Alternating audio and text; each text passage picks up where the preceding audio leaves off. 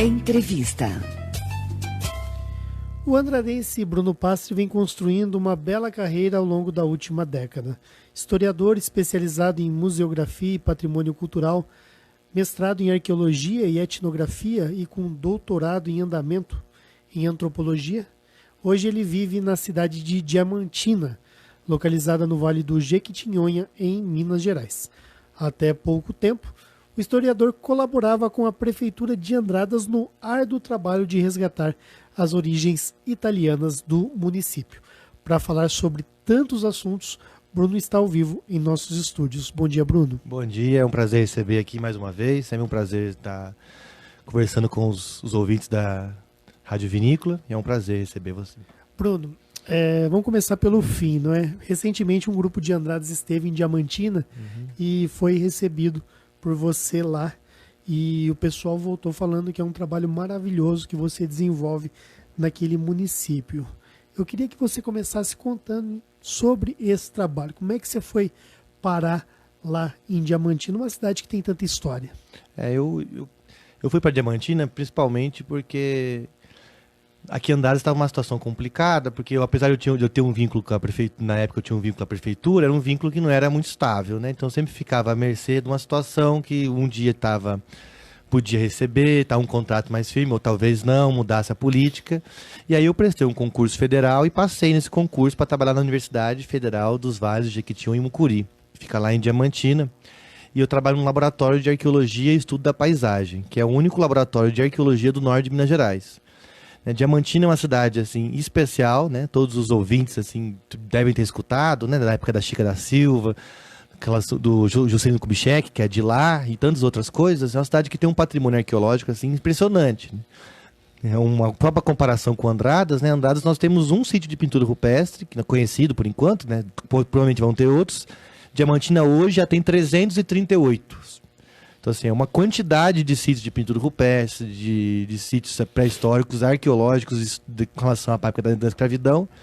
E nosso trabalho no laboratório é fazer a pesquisa desses sítios arqueológicos e receber os materiais que os pesquisadores da região coletam, escavam e a gente organizar esse material para fazer exposições. Bruno, para quem não está familiarizada com a expressão pintura rupestre, queria que você explicasse. A pintura rupestre é uma arte, né? Foi uma forma de comunicação, provavelmente, que os nossos indígenas, as populações originárias do Brasil, né, os indígenas, já há pelo menos 20 mil anos atrás, faziam no território nacional. Então eles faziam esse tipo de desenho, pode ser principalmente com objetos minerais, né, como ferro, óxido de ferro, eles misturavam com sangue de animal ou com um tipo de óleo, e faziam essas pinturas. Então essas pinturas têm diversos tipos, diversos estilos, cores, formatos, e com essas pinturas a gente consegue saber principalmente os diferentes grupos culturais que habitavam, né, o território brasileiro, né? Porque a gente tende a pensar que os indígenas eram um grupo muito parecido, né? Os índios são todos iguais, moram na floresta, mas hoje eles já são 237 línguas no Brasil, né? A gente pensa que o Brasil só fala português, mas além do português são 237 línguas indígenas. E isso diferentes entre si. E isso com o extermínio, né? Que eles foram, a população indígena na época de 1500 calcula-se que era na faixa de 8 milhões, hoje são quase 400 mil. Então imagina quantos de grupos que não foram dizimados e essas línguas que perderam. Então a gente não tem noção hoje da quantidade de populações e diversidade cultural que era há 8 mil anos atrás, 10 mil anos atrás. E as pinturas a gente consegue ter um pouco dessa mentalidade, dessa imagem, dessa forma como eles entendiam a natureza, o meio que eles viviam e como eles representavam isso através das pinturas. No caso dos índios brasileiros, eles pintavam aspectos do seu dia a dia. Também. Não é? Mas eles não chegaram a desenvolver uma linguagem, eles não conseguiram ter uma forma de escrita ou algo parecido. É muito difícil a gente dizer que sim nem que não, né? Porque são coisas que podem ter significado algum tipo de escrita pitográfica, principalmente na região hoje, no norte de Minas, que tem uma região chamada Peruaçu, que lá tem um tipo de pintura que são muito geométricas. Pode ser que tenha tido algum tipo de escrita, sentido, enquanto que nós entendemos quanto escrito. Todas têm sentido, né? Sim. Agora, um sentido de fonético, alfabético, é mais difícil a gente entender, mas se nós pegássemos, por exemplo, os egípcios, e nós tivéssemos só 1% do que eles fizeram, né, que sobrou, né, por diversos motivos, aquelas escuta pictográfica, talvez a gente teria uma confusão para entender que aquilo também era uma escrita, né? Agora, outros indígenas de outros lugares da América, como, por exemplo, a América Central, ali, os incas, maias, enfim, astecas, eles já desenvolveram escritas. Os maias, sim. Os outros, nenhum outro grupo, até hoje, identifica que tinha esse tipo de escrita, né? Mas os maias, sim. Mas é isso. O que é importante a gente dizer é que a função da escrita, pelo menos para os maias, era uma função muito diferente de hoje. Eles não tinham essa preocupação de transmitir o passado ou a memória com relação à escrita, porque para eles o oral era muito mais importante. Então, no caso específico dos maias, principalmente a escrita era somente para registrar casos dos reis. Então, assim, apesar de eles terem escritas, escreveram muito pouco. Que para eles não fazia sentido escrever sobre o passado deles, que eles tinham outras formas de transmitir o conhecimento. E foi decifrado? Foi decifrado. No caso dos maias? Foi. Não 100%, mas você está bem... Nós conseguimos saber a cronologia de todos os reis maias, mas é isso, são coisas muito, muito pequenas, né? Sim, quer dizer, se eles tivessem registrado outros aspectos da história deles... Eles registraram muito, né? Os espanhóis queimaram na época da Inquisição, achavam que aquilo era, enfim, paganismo, e pegaram e queimaram muitos códigos. Então tem muitos documentos que dizem que eles tinham bibliotecas e que foi queimado como aquilo ali era coisa do demônio, né? Entendi. E não tem... Assim... Sobrou dois. Só tem dois. Tem um que está em Madrid, Código da América, e um Popol Vuh. São dois. Um é da mitologia maia e um está na América, que conta ciclos de agricultura. São os únicos dois que sobrou. Existe alguma relação com os egípcios? Porque quem visita a América Central até o México vê as pirâmides e pode remeter ao Egito e também a outros lugares do mundo. Tem alguma relação? Desenhos que estão lá no Egito e que estão aqui nas Américas? Não, aparentemente não. Não tem nenhum tipo de contato. A figura da pirâmide é algo muito comum na humanidade, né? A gente tende a associar isso com os egípcios porque são as maiores, né? E mais antigas. Mas assim, é uma coisa que com muitos grupos faziam pirâmides. Inclusive no Brasil, na região de Santa Catarina, nós temos os sambaquis, que são montes de conchas que, de uma perspectiva de formato geométrico, são grandes pirâmides de concha que chegam até 35, 40 metros. Né? Então, é um outro tipo feito por indígenas. Com sepultamentos. E tem fim religioso também? Com certeza, tinha um fim religioso, com certeza. Tinha um sepultamento. Então, um sambaqui de Santa Catarina, cálculos conservadores falam que tem 40 mil pessoas enterradas dentro de um sambaqui. E não é possível averiguar essa informação? É porque vai ter que escavar, destruir tudo, né? Então a gente não vamos destruir, né? Vamos escavar só um pouquinho, achar um... Não, a gente faz só uma estimativa, né? Senão destrói o patrimônio. Eu tô curioso aqui, não, viu, pode Bruno? É interessante, né, Francisco? Como que essa questão da pirâmide correu o mundo? Como é que, se aparentemente os portugueses chegaram aqui em 1500 e na América Central em 1492, como que a pirâmide saiu lá da África, da Ásia e chegou à América? Porque, obviamente, que essa ideia de associar a pirâmide a uma questão religiosa, que é a mesma ideia do Egito, apesar das diferenças que tem, se enterrava o faraó aqui, se fazia rituais, né, inclusive sacrificando pessoas, né, sacrificando pessoas vivas, não é isso? É isso. Como que chegou essa associação da pirâmide com a religião? Então, eu não sou um especialista nessa área, né, muito longe, mas o que eu já li sobre isso é que a pirâmide é a forma geométrica mais fácil de ser construída, que é a mais estável. Então, de um ponto de vista de construção, né, se você quer construir algum tipo de templo, algum tipo de estrutura monumental, a pirâmide é geometricamente a mais fácil e mais estável. Então, se você tem materiais e você quer fazer algo grande, a chance é enorme que você faça uma pirâmide, porque é mais fácil de fazer e estável. Se você for fazer um templo grande, com casa, assim, exige um tipo de engenharia que talvez os grupos não tivessem, ou eles não fazia sentido para eles. Então, assim, É igual a questão do arco e da flecha. Assim, o arco e a flecha existem em todos os povos humanos, existe arco e flecha. Isso é interessante. Só que apareceram em épocas diferentes. Então é muito interessante a gente saber que, por exemplo, o arco no Brasil é muito mais recente do que na Ásia. Só que populações africanas também não tinham arco. Então cada lugar apareceu arco de algum momento da história. África, que lança? Alguns lugares da África. Não, eles usavam lança, usavam um negócio que é um... Os maias mesmo não tinham arco, por exemplo. Eles tinham um pouquinho, preferiam não usar o arco. Eles tinham um projeto... Uma funda? Uma coisa assim, que eles como esqueci o nome disso. Davi Golias? Tinham outros artefatos. A cerâmica também. Na cerâmica, todas as populações humanas tiveram cerâmica, mas na cerâmica no Brasil surgiu antes do que nos Incas, por exemplo. Até as outras pesquisas, a cerâmica mais antiga das Américas foi encontrada no Pará e tem 10 mil anos. Enquanto nos Incas e nos Maias a cerâmica surgiu em 5 mil, 4 mil. Então 5 mil anos antes apareceu no Pará. Não tem explicação por que surgiu no Pará e depois desapareceu. Surgiu no Pará, um grupo fez durante 2 mil anos, depois os indígenas do Brasil, os outros só foram aparecer depois de 3 mil anos depois. Faziam pratos? Faziam vasos, principalmente vasos muito simples, mas copos eram vasos. Copos. Até onde eu sei, não. É muito fragmentado, né? A gente encontra muito pouca coisa, né? Bacana. E tem pirâmide na Amazônia? Ou é lenda isso? Pode ser que tenha. Na Amazônia é ainda também um vasto campo para pesquisar, né? A área da arqueologia no Brasil é muito subdesenvolvida, né? Então, pensar que na região norte do Brasil só tem duas universidades que têm curso de arqueologia, né? Então se formam 30 pessoas no ano, as duas. Então é pouca gente para estudar um negócio que é um território que é o tamanho da Europa, né? Ô Bruno, você citou a África aqui. Como é que foi sua experiência no continente africano? Que país que você trabalhou? Eu tive em vários países, né? Mas os países que eu pesquisei mesmo mais a fundo foi em Angola. Angola. O que você eu estudei, então, eu fui estudar como é que as comunidades tradicionais de Angola entendiam um sítio arqueológico. Porque os portugueses chegaram em Angola um pouco antes do Brasil, chegaram em 1483. E eles construíram uma igreja em 1512, que foi a primeira catedral na África subsaariana.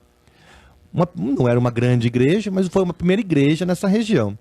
O rei do Congo, na época que tinha um estado, que era o estado do Reino do Congo, ele aceitou o cristianismo e ajudou a construir essa igreja. Porém, hoje em dia, o que é interessante é que a igreja está em ruínas, mas as comunidades que vivem hoje lá na cidade de Banza-Congo, que era a capital do Reino do Congo, eles não entendem a ruína enquanto igreja. Eles têm outras interpretações sobre aquilo. Para eles, a ruína em si é algo que não serve para nada, não vale de nada. O que importa é o lugar que a igreja foi construída. É um monte sagrado? Isso. E é interessante, o que eu estudei foi ver como houve essa divergência de interpretações entre a ciência, no caso a arqueologia, que tende a insistir que ali é um lugar religioso católico, e as comunidades tradicionais que rejeitam completamente essa interpretação e assumem outro tipo de interpretação. Que ali foi um lugar sagrado para o povo Congo, que ali que foi onde o primeiro rei Congo colocou uma chama sagrada, um fogo sagrado, para poder fazer os rituais. Então, são duas coisas diferentes no mesmo lugar. As interpretações não podem ser verdadeiras? Pode, a igreja foi construída em cima do lugar sagrado do Congo. Isso, então, a questão é que é verdadeira. O problema é que o governo de Angola, ele nega a ideia do tradicional. Então hoje, se você for nessa igreja, você vai ver uma placa escrito bem grande: isso aqui é uma igreja.